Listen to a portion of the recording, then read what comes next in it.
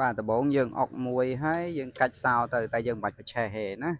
ហើយយើងមើលនៅលើកុងទ័រវាមានឆ្វេងមានស្ដាំណាអញ្ចឹងអាឆ្វេងនេះគឺselect អានេះ set និយាយទៅយើងចុចអា key ខាងស្ដាំមកយើងចុចឲ្យជាប់មកយើងឃើញ trip A trip B នេះណា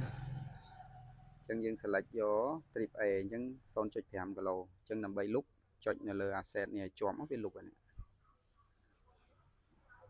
តែប៉ុណ្ណាវាមក00ហ្នឹងណាអញ្ចឹងសម្រាប់បងប្អូនយើងឆ្ងល់ថា trip A trip B ហ្នឹងគេប្រើដើម្បីអីគេអាហ្នឹងគឺសម្រាប់វាស់គីឡូបងប្អូនជិះពីផ្ទះទៅសាលារៀនពីផ្ទះទៅស្រុកអីយើងចង់ដឹងថាវាប៉ុន្មានគីឡូស៊ីសាំងប្រហែលប៉ុន្មានលីត្រអីគេប្រើ trip A trip B ហ្នឹងដើម្បីវាស់បងប្អូន trip A trip B យើងលុបបានប៉ុន្តែ total គីឡូលុបអត់បានទេបងប្អូនណាចង់លុប total គីឡូតដាក់ម៉ាស៊ីន scan ដោតដើម្បី clear ណាហើយជាទូទៅគេធ្វើអញ្ចឹងតទៅពេលយើង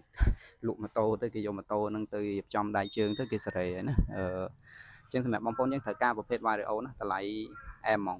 2600ជាងបងប្អូនបានម៉ូតូថ្មីកេះផ្លាកលេខភ្នំពេញបងប្អូនចង់ទិញធ្វើផ្លាកលេខខ្លួនឯងក៏បានដែរបងប្អូននៅខេត្តធ្វើផ្លាកលេខខេត្តឆ្លាញ់ខេត្តអត់អីបងប្អូនណាជំរឿមានបងប្អូនយកផ្លាកលេខស្រាប់ឬមួយយកទៅធ្វើខ្លួនឯងក៏បានប្រភេទម៉ូតូថ្មីកេះក្តារពន្ធបងប្អូនណាបានកម្រាល